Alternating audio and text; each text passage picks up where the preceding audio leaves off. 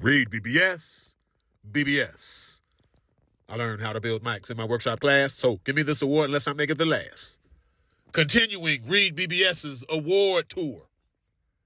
In this edition, Moment of the Year, the singular moment of 2025. First among the nominees, Chris Eubank Sr.'s arrival. Now, throughout the buildup of Chris Eubank Jr.'s first bout with Conor Benn, he spoke of not being on speaking terms. He spoke of not being on speaking terms with his old man, to the point where the expectation was that Eubank Sr. would not be in attendance. And then comes fight night. Eubank Jr.'s ride pulls up, door opens, and there Eubank Sr. is, cheese-eating grin all over his face. The UK crowd at Tottenham Hotspur, the Tottenham Hotspur crowd, motherfuckers went crazy. Even Conor and Nigel Benn stopped what they were doing in their own dressing room. They stopped what they were doing to soak in the arrival of Chris Eubank Sr.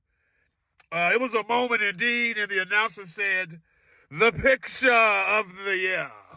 The picture of the year." And I could not agree more. Couldn't agree more. On that note, another nominee for Moment of the Year, Boxing Moment of the Year 2025, was Eubank Jr.'s. He provided a single moment of his own. Eubank Jr.'s ring walk for the Conor Benn rematch. My man was decked out in a dope-ass, lavish white coat, mink, chinchilla, I don't know. I don't even have coats like that. I would sure love one. The coat was fly as fuck.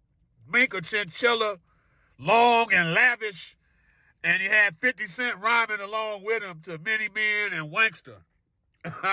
It was a dope-ass entrance, and as only he could do, Eubank Sr. standing in the background of his son and 50 Cent, prancing and preening, carrying a goddamn man purse. Only Eubank Sr. could pull that, and he pulled it off marvelously. So Eubank Sr., Moment of the Year nominee 1, Eubank Jr., Moment of the Year nominee 2, another unforgettable moment in 2025. Bringing me to a third nominee, Boots Ennis and Virgil Ortiz coming face to face. After years of saying he couldn't get fights, nobody will fight me, it was quite disappointing when Jerron Boots Ennis turned down an offer to face Virgil Ortiz. Boots instead chose to remain at 47 to unify with Stanionis, and flat out ducking smoke with Virgil Ortiz is stuck to him. He couldn't get away from it. He had to get from up under that at some point. So with that backstory, it was quite a moment indeed seeing Jerron Boots Ennis in the same goddamn ring, respectfully face to face. They were respectful, but they were face to face. Virgil Ortiz, Jerron Ennis. Moments after Virgil's second round KO of Erickson Lubin. Stopped Lubin with no problem. Boots in the ring kind of lingering. Verge gets on the mic and says, "Hey, Boots, come over here."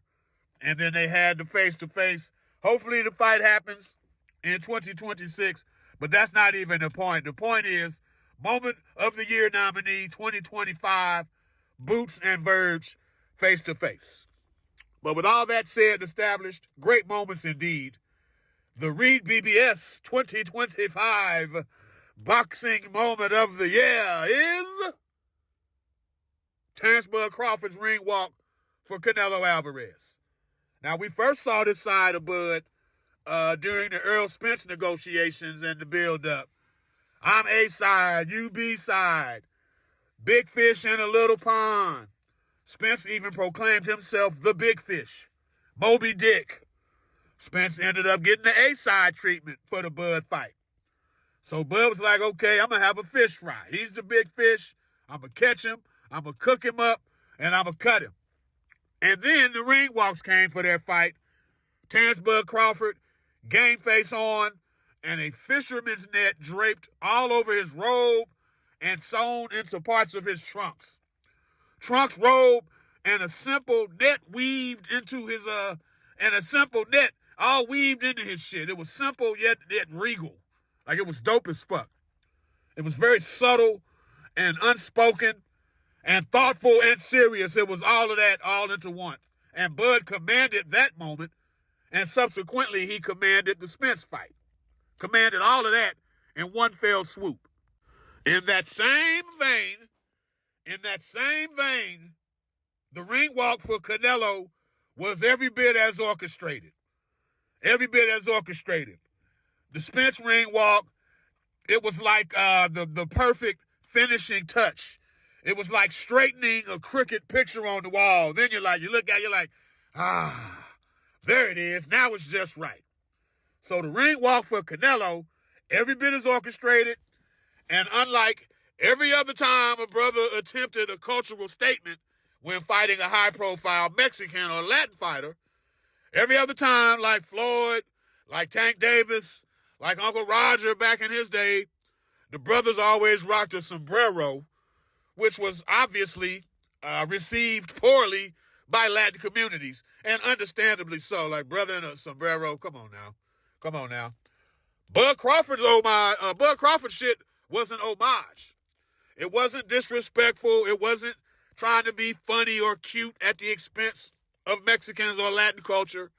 Bud shit was an homage. Him carrying a guitar case, a la the movie Desperado, simultaneously bringing his art and his weapon to the ring with him to square up with the Mexican icon Canelo Alvarez. It was a perfect, fitting touch, an homage to Latin culture, and Bud fought accordingly after walking to the ring in that fashion. 2025 REED-BBS Moment of the Year, Terence Bud Crawford's Canelo ring walk. REED-BBS, BBS. Blackbird Sugar, Bachelor's in Boxing Studies. Television, Fred Sanford of the Fistic Arts. When all is said and done, there's nothing left to say or do.